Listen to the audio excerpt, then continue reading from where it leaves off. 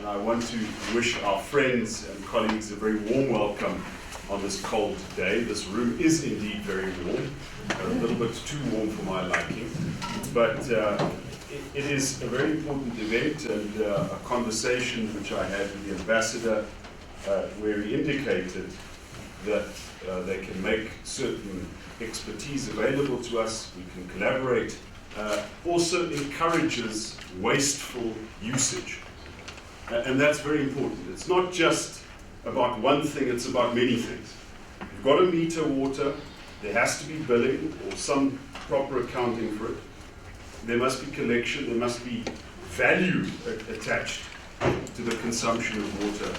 Otherwise, it will not be valued. It will just be treated as another thing that the Lord gave us and that is in abundant supply, which it is not. That is the one aspect of it. The other aspect is, of course, our treatment of wastewater in particular. You would have seen the terrible, horrendous outbreak of cholera, medieval disease, as some have called it, in the capital city, which again has focused on one area in particular, and that is the Hammanskraal area. The fact that for nearly 2 decades, that particular community has not had water of a potable quality. And although the scientists and those doing the tests are still scratching their heads and trying to find the exact causal link between the outbreak of the cholera or detect the exact source, the fact is that in a community where the city struggles to provide water from the taps that people can trust, that creates conditions for all sorts of problems, including very, very difficult hygiene conditions. Now, the city of Tshwane has addressed the Rooiwal situation by allocating as much as we can in the medium term, which is 450 million, towards the upgrade of the Rooiwal wastewater treatment plant. But that is not nearly enough. We will need partnerships, and that's why we're working with the Department of Water and Sanitation, National Treasury, the Development Bank of Southern Africa. But money is not going to solve the problem by itself. It's also about procuring value for the money and about re-establishing certain systems and controls, including standard operating procedures, which it would seem in many parts of this country have just fallen into disuse. I am no water expert by any stretch of the imagination. My expertise in the field are a matter of necessity of trying to manage a very difficult situation, and it's very limited. But I cannot imagine that the running of one wastewater treatment plant to the other can be fundamentally different. The functions are pretty much the same. And very often what you hear when you visit a wastewater treatment plant is to say, oh no, but this is a unique plant. Things are unique here, you need unique knowledge of this particular plant, which is fine, it's fine. But there also has to be a standardized process, because if every plant is unique, then there's no way of ensuring accountability and management standards across the board. So in our collaboration with international partners, including the Danish partnership, which we value very highly, and I mention these partnerships together because we've got to combine all of these inputs into one body of knowledge. Much of that focus is on re-establishing standard operating procedures and making sure that there is something against which we can measure the performance of all of our plants. Of course, the city of Tshwane is not unique. A recent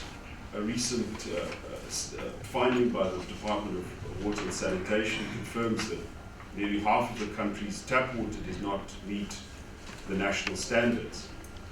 But the focus here is so very acute because this is the capital city, this is a metropolitan city, and of course, people do move here in hope of better circumstances, of better life opportunities. cities have to do better. If cities don't do better, then there is no model against which to compare the development trajectory of the rest of the country.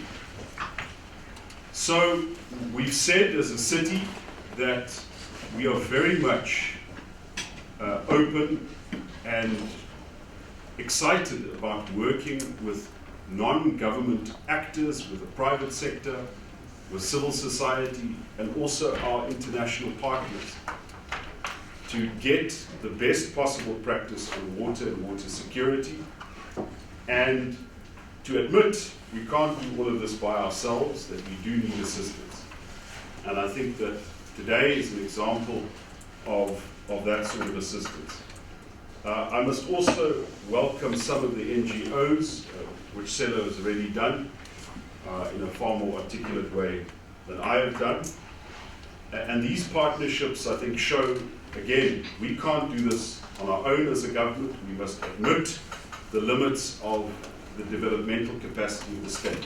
For whatever reason, we have to admit it, and we've got to make the most of those partnerships. We have to follow a whole of society approach, because if the attitude is that government knows best and we will simply continue with what there is, then the trajectory will continue, which is one of decline, and we've got to arrest that. So with those few words, I just want to once again thank our Israeli partners for making this expertise available to us, for having this forum and this discussion. We really hope to make the most of it in the interests of the people of this capital city and of this country. Thank you very much. Accelerating climate change will only make conditions worse. We will see drastic water shortages within our lifetime or in the next 5 years. This has been a very enriching seminar, and we are immensely thankful to the Israeli Embassy that saw fit that we should co-host this program. It is high time technocrats take the lead instead of politicians taking the lead. I will tell you why. We would not be having the energy crisis had we listened to the technocrats 20 to 25 years ago. The very same thing now, we are aware that this is the condition that we have. It is high time as politicians, we should be led with people who have the expertise and the knowledge on that. We're living in a time where people with ideas don't have power, and people with no ideas have power. This is where amongst the biggest challenges that we're having in this world, which we're of course going to set out to fix. 100%, which is now, that is why we have such an informative session with the embassy, to be able to excite us and have something to sell back to our residents and tell them that we have a country that is willing to assist us. Water governance and approaching water from the one water principle is very, very essential, as well as conservation, protection, and sustainable use of all available sources. This building is an embodiment of a green building. By law, harvest rainwater for its sanitation system so it could avoid using clean potable water for function. There's quite a number of things I have learned. We've got a huge crisis with non-revenue water due to water losses in that country. So having to have your expertise coming here will be able to assist us and help us on how we can be able to tackle water losses. Amongst others, it is the education we're talking about. Primarily vandalism is amongst the cause of our water losses in our reservoirs. So when we have to then educate our residents and our people to know the value of water now, we should teach our kids, as you were saying, teach our families so that this could be sent across the city to know exactly where we're going. I'm told by Nava that the size of Israel is the size of Kruger National Park. I'm telling you. So Kruger National Park, you can imagine with us, Your Excellency. The model that I've taken from you, especially with what we're having now, the Water Council Authority, I think we also need that. We do have water bodies, but those are political. with the current relationship that we have with Rainwater and Magalies, having to have all stakeholders from all walks of life being on that board, that would have assisted us. We would not be having political issues between water boards and the city. Behavior is very, very much important, as you said, that we need to have a progressive and water-wise nation. As you say, that we clean our water and make sure that when you water our gardens, there's a certain way that you can be able to do that.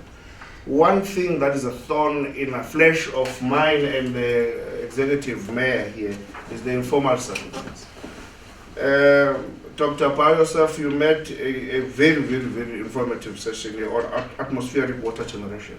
That would work in our informal settlements.